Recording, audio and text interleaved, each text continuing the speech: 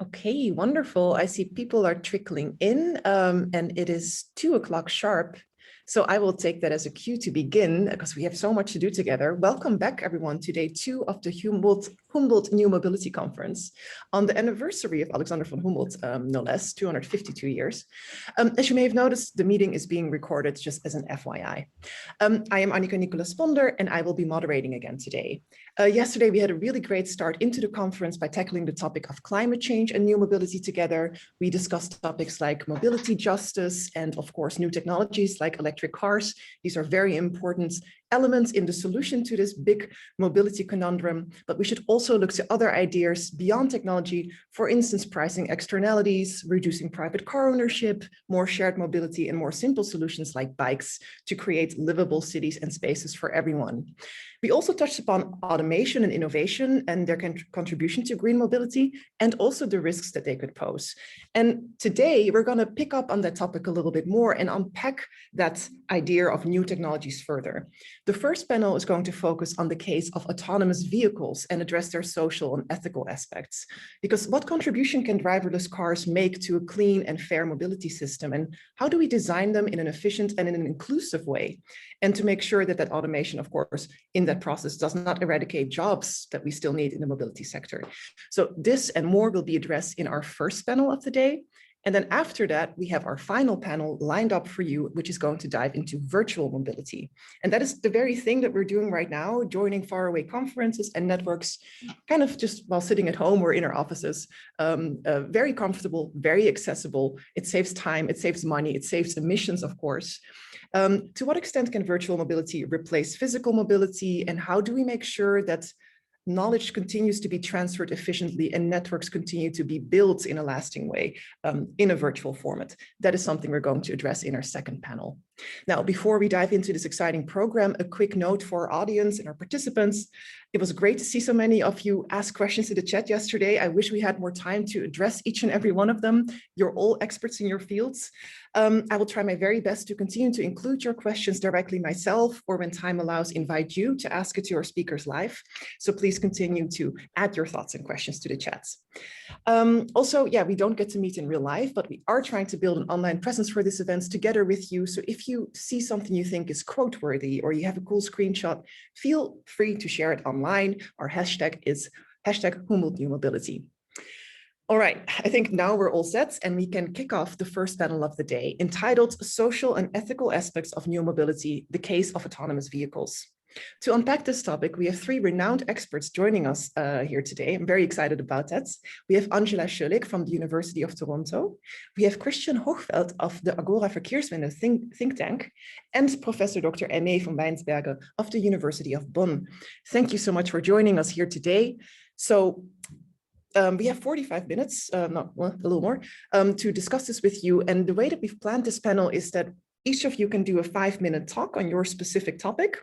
We'll do the talks back to back and then take all the questions and comments from me and from the participants in a joint discussion round. For our speakers, I would like to mention that I'll make a little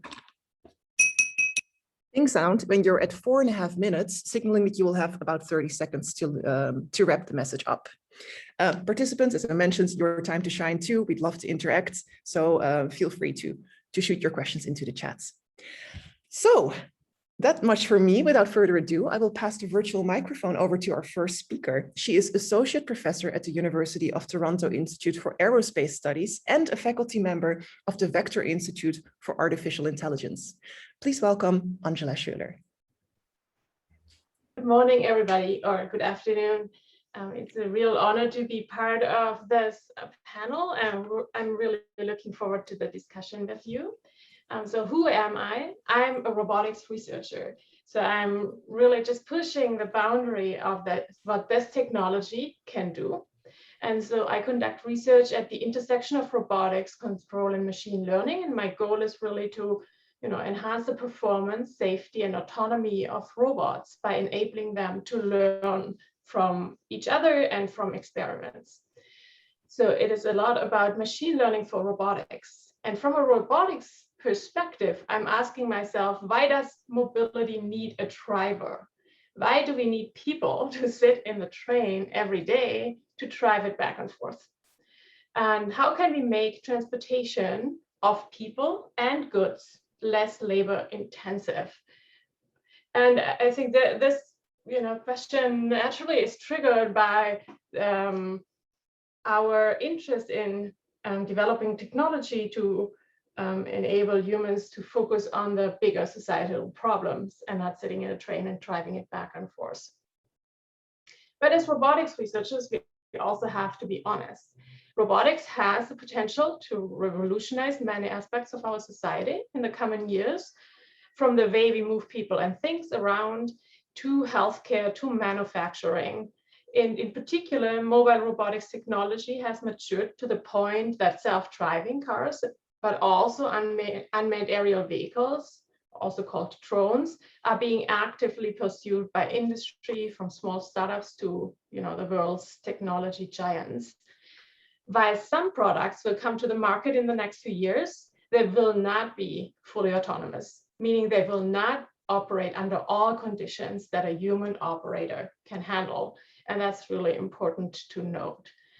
To achieve this, a great deal more research is needed. Real applications of mobile robots are challenging, and the biggest reason is that the operating environment, so our roads, our skies, our warehouses, are large, cluttered, dynamically changing, and often partially unknown. And so within robotics, we have barely scratched the surface when it comes to making systems that can operate for very long periods of time without human assistance. And so there will be many intermediate solutions towards fully autonomous robots, fully autonomous driving, and they will focus on applications where the environments are slightly more predictable. We already have driving assistance on highways because there are no pedestrians that we have to consider. There may be repeated traversals of buses because we know it's just one specific route. There will be cars going out only on days that have good weather because that's what we can handle. And so having human operators remotely monitor some of these fleets of autonomous cars and robots in general will provide support in more challenging situations. So that's from a research perspective, something I think that I really want to emphasize is that we have to be, and we have to demand from researchers to be honest about the capabilities of the systems at a time, because I'm not sure if you from the media, you would have thought we already have autonomous cars today, because 3 years ago they promised it this year.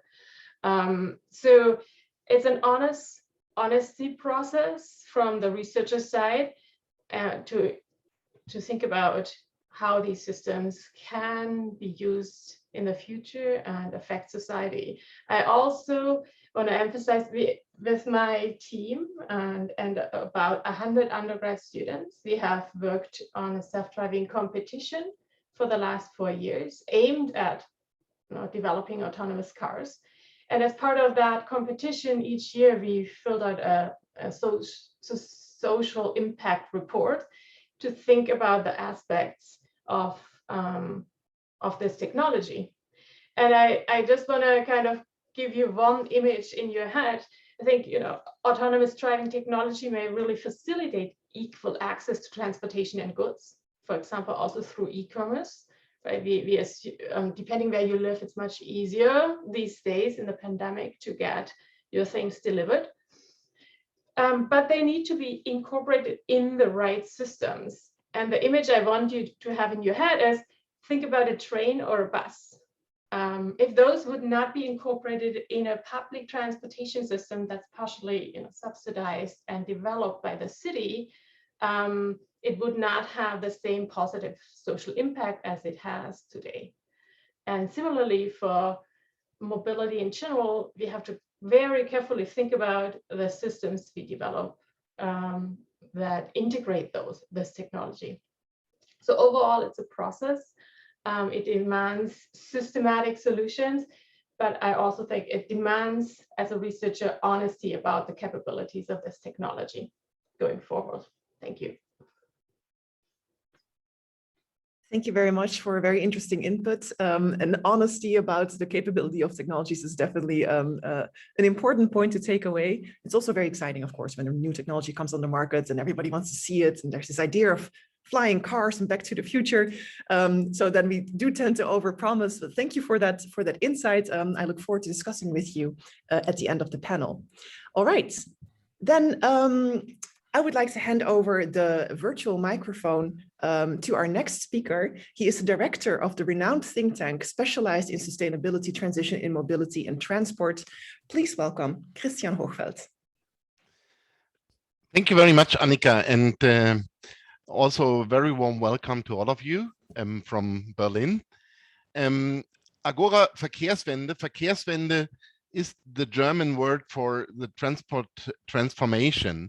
And it's not so well known as Energiewende, as kindergarten, or Angst. So this is why it's not, or it has to be translated into English, as we didn't succeed with the transport transformation in Germany. And that's what we are working on. We are a think tank philanthropically financed to address and to support our government with recommendations on how to decarbonize the transport system. But today, as I mentioned, I will speak to the social and ethical aspects of new mobility in the case of autonomous vehicles. And I will start maybe with a surprising quote, not from a transport researcher or from a robotics expert, but from a famous film director, actor, and comedian, Woody Allen, who said, "Confidence is what you have before you understand the problem."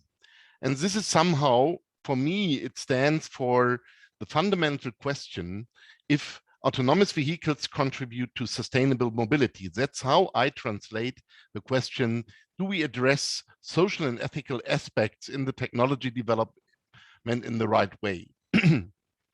We need to ask the question first, what kind or what is sustainable mobility? What kind of sustainable mobility do we need? And we know that, for example, and you discussed this yesterday, to succeed with the requirements and to meet the requirements of the Paris Agreement, we would need net zero transport by mid-century. And to make more, or to make transport system not only climate friendly and climate sound and zero emissions, the agenda of sustainability adds even more objectives and categories to our objectives in the field of mobility, like access and safety. And as we do not have specific goals in the Sustainable Development Goals for transport, several sustainability goals and sustainable development goals are related to transport. And the question is, in a broader sense, again, how can autonomous vehicles contribute to this sustainable transport system? And the quick answer is definitely, sure, they can add a huge amount, or they can contribute hugely to a more sustainable transport system. And all of this was also mentioned already by Angela, with less accidents and therefore less health costs of the transport system, less environmental impacts, lower costs due to the missing driver, better access to transport, and the best use of big data via machine learning and artificial intelligence. But this is only one side of the coin, which we have to take into mind, because AVs could also lead, on the other hand, to a more unsustainable transport system. In the same way, there is a danger of more accidents, especially in mixed transport systems, and also due to potential cyber attacks of the system and not working well system. There could be higher environmental impacts due to lower costs of the system, and then higher mileage. I think a lot of also already research showed that people are driving more if they unfold the potentials of autonomous driving. There might be less livable cities due to the potential physical infrastructures we have to build to make sure that the pedestrians, for example, are not affected negatively. The other question was already mentioned here by Annika. there could be fewer jobs in transport, and this is, the exact other side of the coin, that you reduce costs of the driver, you definitely lose the jobs in the transport system. The question is this a problem or not? And there's maybe also less social justice to a growing digital gap in the transport arena. And data protection issues, the vulnerability of the transport system for cyber attacks definitely is also one of the big risks.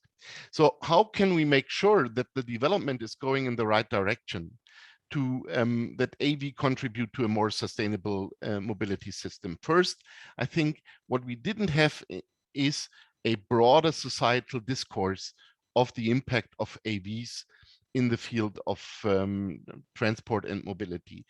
This has to be combined with a comprehensive technology impact assessment, which we currently didn't do at the moment. And we see that this is really also difficult because we don't really see how people react on it. We invest, and we did in the past also, a lot of billions of euro or dollar into infrastructures and technologies, but we rarely invested in how do people really accept and take these opportunities of new mobility systems, of new mobility services, new technical infrastructures, new technologies in the field of propulsion system. How do they really use this and integrate this in their daily life, in their daily commuting and so on? Certainly, I think we have to focus, and this was also mentioned already by Angela, on the public and pooling applications, the integration of new mobility, autonomous driving in public transport, because there is the place where we see the potential biggest positive impacts of autonomous driving for sustainable development. We need more international cooperation. At the moment, we don't have a lot of international cooperation, especially not only on the research side, but definitely on real laboratories, because we have to test these vehicles and these new technologies in a sound arena and in a sound environment, as close to the daily life as possible. And we definitely also need a strong regulatory roadmap which provides investment and planning securities for researchers and investments. At the moment, the discussion, at least in Germany, is dominated definitely from the technology supply side and less driven from the demand side. So there must be a stronger focus on the question, what do we really need for a more sustainable transport system? What we expect from the mobility of the future? And will the application of autonomous driving deliver against these needs? So in short, we need more form follows function instead of function follows form, which is definitely currently the case. And maybe in Europe, there's definitely a huge discussion at the moment on a Bauhaus project, Bauhaus approach to certain technologies, to decarbonization, to sustainable development, and maybe we need a very similar approach to AVs. So finally, to end again with the quote of Woody Allen, we have to come from confidence is what you have before you understand the problem to confidence is what we have because we understand the problem. And I hope that this conference will contribute to this question. And I'm very much looking forward to our further discussion. Thank you very much. Thank you so much, Christian, for that insights. That's really great food for thought. I have already follow-up questions, but let's put them all at the end in the discussion panel. And let's hear it from our last panelist. Very excited about this talk as well. She is an Alexander von Humboldt Professor for Applied Ethics of Artificial Intelligence and Director of the Institute for Science and Ethics at the University of Bonn. Let's welcome Professor Aimee von Wynsberghe.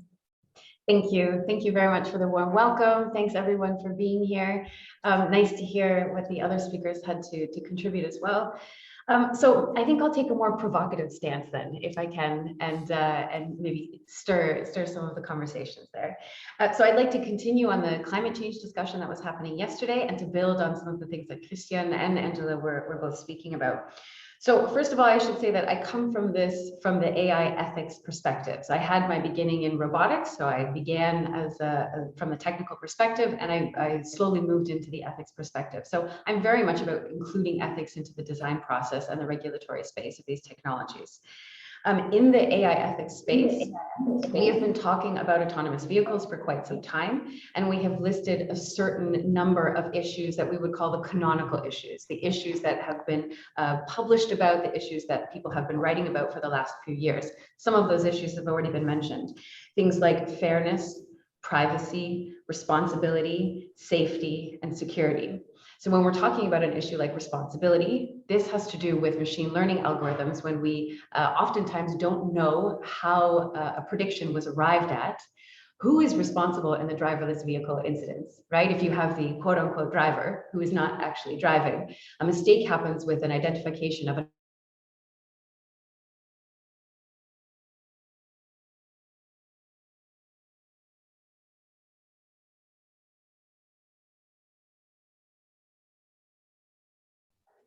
So this is Ronja Ewald from Tech Support. I'm sorry, I think we lost our speaker. I hope she will be back soon.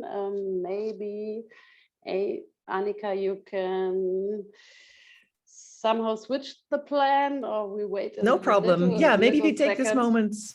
Yeah. Maybe we take this moment to already ask a question then to Angela and Christian. I'm sure that Aimee will return to us soon. One question that I have is related to this like very quick, also very often like driven by corporations, companies who are doing this research, who are rolling out these vehicles. How do we make sure that they're designed in a socially kind of acceptable way, that everybody is included? We heard these issues of driverless cars, not always recognizing people from like with different skin colors. There might also be a gender element there. So is there anything in place there to guide this new technology to make sure that it is rolled out in accordance with these values that at least here we hold very dear, that it remains inclusive for everyone? I can briefly jump in, and then I think this technology has developed so quickly that right now it is often driven by the researchers themselves to think about these questions and discover these issues. So because it's such a new technology, even researchers discover these issues as they do it, right? First you are impressed, wow, it can do this. Then you question, but where are the shortcomings? And then there's, for example, a big trend related to fairness in these applications and biases in neural networks that detect people. But I would say there's also a lot driven by the researchers themselves, because they are the ones that understand the technology best. And I think that is a real interesting question I don't have an answer for. It's really hard for regulators to make the right decisions if they don't fully understand the technology and how to do that. Because I really see that often researchers and big technology giants in some way regulate themselves, because they have so much technology happening that it's really hard to catch up and regulate that from outside. I'm back. I'm not sure how long you actually heard me speaking for. Oh, great, you're back. Yeah. You were discussing your background and where you were coming, from which context you were going to address the topic. And then very briefly after that, you were cut off. Oh my goodness. Okay. So am I allowed to keep going with Please, yes, absolutely, of course. So we will continue the questions. Then afterwards, Christian, would love to have your opinion on that too. Aimee, the floor is yours. Wow, I'm so sorry. Well, this is what happens when technology doesn't work, right? Exactly. Okay, so I said my background, I also mentioned that there are canonical ethical issues in the AI ethics space, and I was speaking about fairness, responsibility, and so on and so forth. I also mentioned that AI ethics and ethics in general is not static, that it is dynamic. As we experience the technology more, we uncover more ethical issues. And so the one that I want to raise is the sustainability of artificial intelligence. the sustainability of making models, of training them, of tuning them, and of actually using them. Some of the earliest studies have shown that natural language processing models up to a moderate size result in approximately 600,000 pounds of carbon emissions, right? And this says nothing about the electronic waste, the mining of precious minerals. I hear some background noise, but I hope I'm still with you. Yes, we can hear you. Okay, the land usage, the water usage, and so on and so forth, right? So what does this have to do with the theme of autonomous vehicles? Well, I would suggest, so again, going back to this idea of being provocative, I would suggest that it's one thing to talk about using artificial intelligence to regulate traffic patterns. It's another thing to talk about artificial intelligence in the autonomous vehicle, insofar as we are talking about adding one level of unsustainable technology to another level of unsustainable technology, right? The environmental consequences of using artificial intelligence added onto the environmental consequences of the car industry in general. So car transport increasingly drives our climate breakdown, and we have this political economy of car dependency. And I think it will follow that autonomous vehicles will continue this trend. Rather than questioning the sustainability of automotive transportation, they will just continue to hide these questions and issues that we need to deal with. So we are at a moment in which large-scale action is required, and the fastest and the surest way to do this is to reduce consumption rather than to add another layer of consumption and environmental consequences onto this existent layer. So I think that the sustainability of artificial intelligence is also ultimately a human rights issue. Very important for us to consider the environmental consequences of AI and the automotive industry in terms of carbon emissions, electronic waste, mining of precious materials that are needed for both of these technologies. It is vulnerable demographics in a variety of places on this planet who suffer from the environmental consequences of both of these technologies. So I leave it there. I hope that I was heard. Yeah, great. That was really interesting. And I also very much like that perspective of, yes, this is, innovative and an impressive technology. Does it help us achieve our climate goals, or do we just add an additional layer of demand on something that clearly has proven to be not sustainable? So a lot to unpack here. We were just discussing, Aimee, when you were gone for a moment, the social element of designing these autonomous cars. Before we jump onto the sustainability element, I would love to close that. Angela already commented on, how do we make sure that driverless cars are designed in a socially and ethically kind of just way, that it also recognizes, people with different skin colors was an issue I heard with some test runs, or maybe there's also gender issues to be considered in the design of these cars. I know that back when cars just came out in the 60s, seatbelts were not necessarily designed for the female body. So that was also something that hopefully now, as we're rebooting and we have a new chance to do things maybe a little bit more efficient, is addressed. I wanted to give the mic to Christian to comment on that question as well. Yeah, thank you very much, Annika. And I think it's great that Aimee also added now the perspective of the sustainability of the technology itself, in addition to this sustainability of the application of the technology, which definitely has a huge impact on mobility behavior of people. And I think it's a huge challenge to integrate, on the one hand, the needs and the change and potential change of the behavior of the customer, and also the regulator in a very early stage. Because the growing challenge in this new technologies is that the regulators on the political side, they don't have any idea or clue what the technology is all about. So there is a growing gap of the understanding of the technology and the impact of the technology for the application. And on the other hand, also the big need for regulatory guidelines of this technology to avoid any of the negative impacts I was pointing out, because definitely this technology has the potential for driving us to heaven or driving us to hell, to be a little bit over, provoking. But the question and the decision will be made by the guidelines the society will formulate for the technology development and the application of this technology. And I think this is not only for AV, but AV is a absolutely tangible example that this is of growing importance in our societal, system, that, we have a gap to the understanding of the consumer or the customer, and we have a growing gap of the understanding of the regulators for new technologies and the applications. And I think that is something we really have to work on in the early stage, and we are still in the early stage, to make sure that we will really grab the benefits of this technology and not the downsides of this technology for our societal development. Mm-hmm. So if I may push back, I wonder if, again, to be provocative, do we need to grab the benefits of this technology is also where I'm trying to go with this.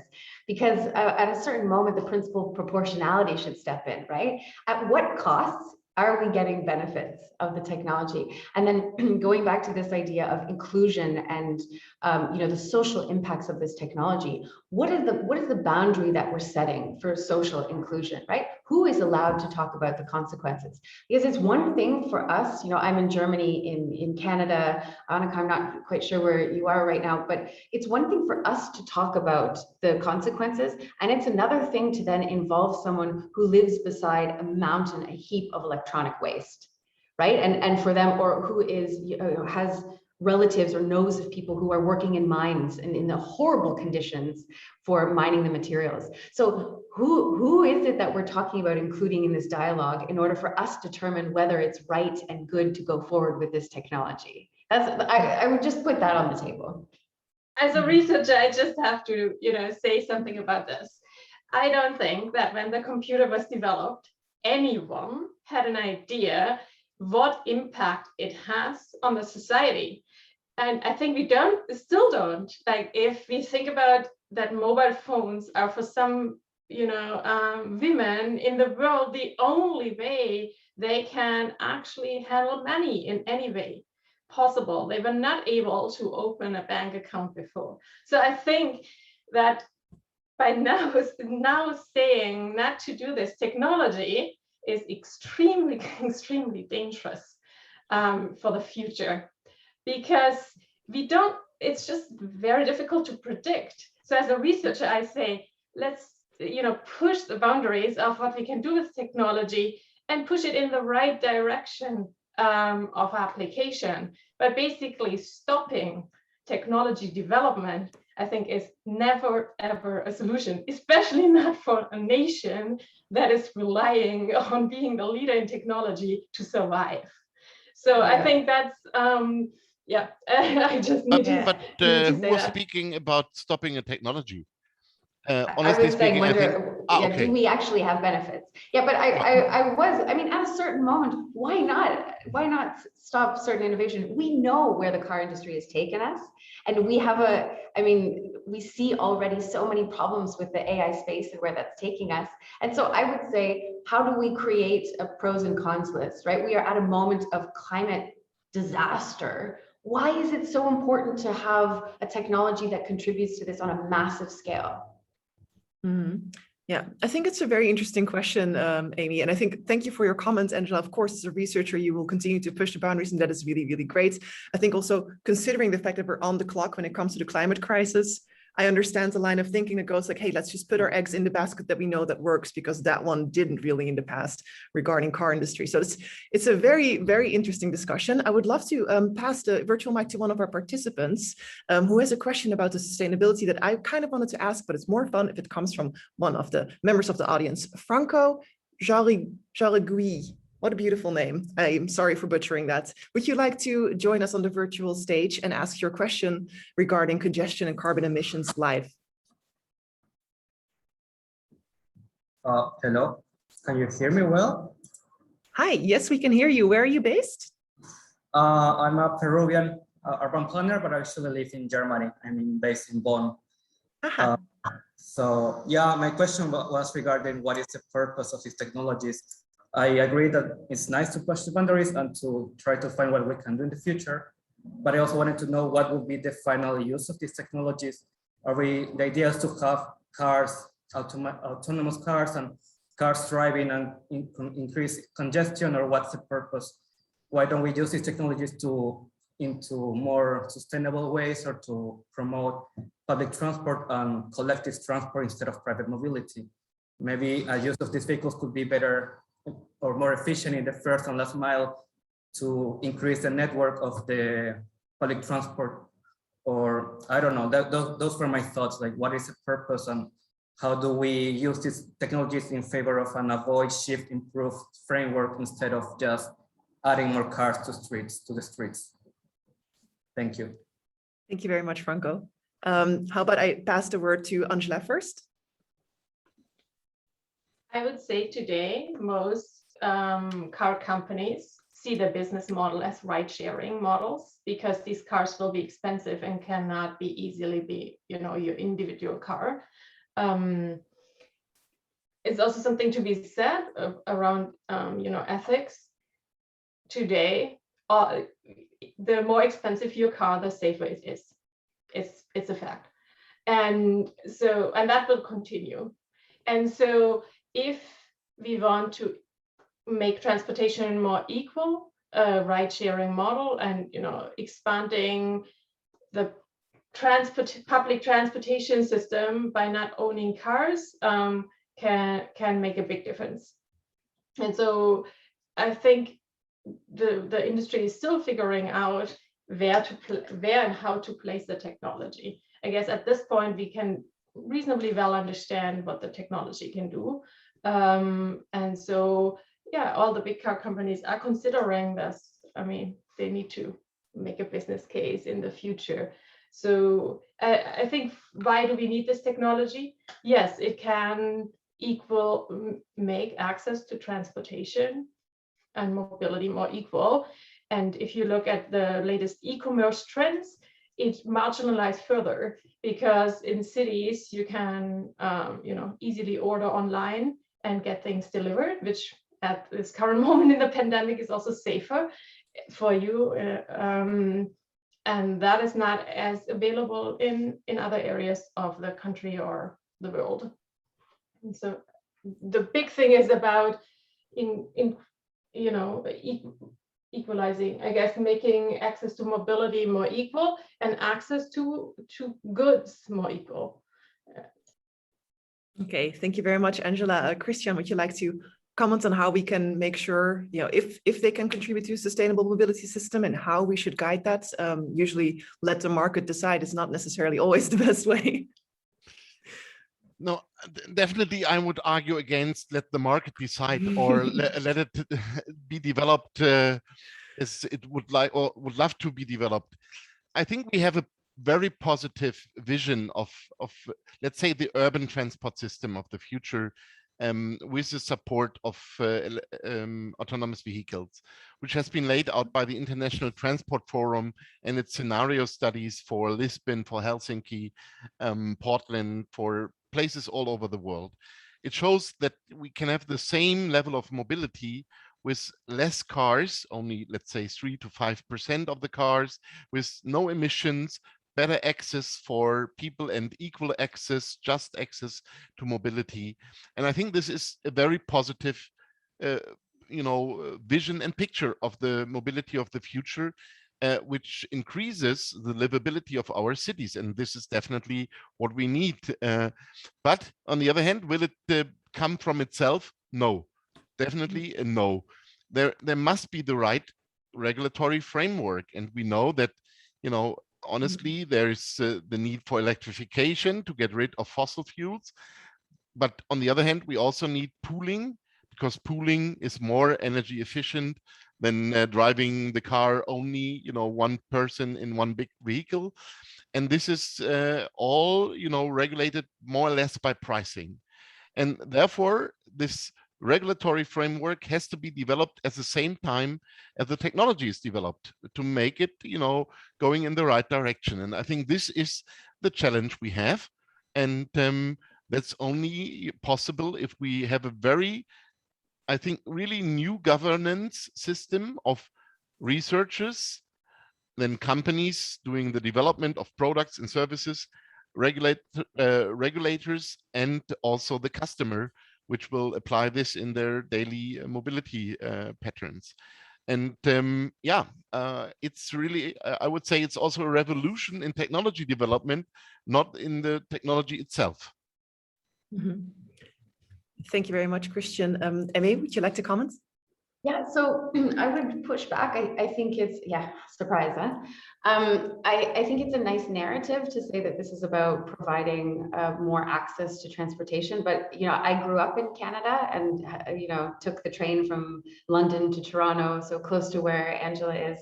And I now live in Europe, and the train system is incredible in Europe, right? So we don't need autonomous vehicles in order for us to easily have transportation around the country, around, from city to city and whatnot. And in Canada, they have not invested in that kind of infrastructure. So I think these are, very particular choices that are being made on the kind of infrastructure that you want to have. And I think that the automobile industry is a very powerful voice in these conversations. And some of the research in the 2020s, Mattioli, Roberts, Steinberg, and Brown, they talk about this political economy of car dependency, and that we get locked into this particular infrastructure. So I would really push back and say that the autonomous vehicle is a continuation of this lock-in and of this dependency on the car and the infrastructure of the car, rather than flipping it upside down and saying, yes, we should have more trams, we should have more trains, we should invest in that kind of a public infrastructure. Mm-hmm. Thank you very much for all of your comments. I think that was really great food for thought. There's more questions in the chat. Unfortunately, again, we're running out of time. I would love to give our speakers just like 1 minute to kind of leave us with a takeaway message. What is how can we feel about autonomous cars? What should our main takeaway be? Great, but, or not the most sustainable continuation of the car industry, maybe a bit of a Trojan horse in a way. I think you all have a different kind of perspective, and I think that was really interesting to see that diversity. Maybe a closing statement starting with Angela, and then Christian, and then Aimee. I really appreciate our discussion, and I hope that some also join in this kind of next 15 minutes. I guess I state my takeaway based on what I also heard from the other speakers. I think one important aspect of developing this technology further in a certain country is to consider how it affects the country. And so Canada is much bigger, and I'm in Canada right now. The US is the same, right? So the transportation solution in particular countries can be very different. And so I think that is something Germany should definitely consider, and we should consider worldwide. We should also consider the other side of the coin, though, that basically a lot of German wealth is driven by the automotive industry. And if it's in big danger if these companies don't stay up to date and maybe find export this technology to different countries in different formats and be competitive this way. So thank you very much, Angela. In the light of time, I'm gonna give the word now on to Christian. Thank you very much. I think you're still muted. Yeah, one has to do this once in a Zoom meeting. It's a classic. It's a classic, exactly. No, I keep it very short. I think the sustainability of autonomous vehicles over the whole lifetime, from research to production to application, is what we make out of it. Mm-hmm. Full stop. Thank you. That was quick. I wasn't ready to jump in. So I think, so how I will close off then is in terms of AI ethics and the sustainability of AI, but autonomous vehicles in particular, we need to take a step back, because you cannot see the forest from the trees. It's one thing to look at the privacy and the safety and security of autonomous vehicles in this town or in this country. It's another thing to step back and say, what are the large-scale consequences of driving this technology forward, both the automobile industry and the development and training and tuning of artificial intelligence. So the sustainability of AI, what are the large-scale consequences?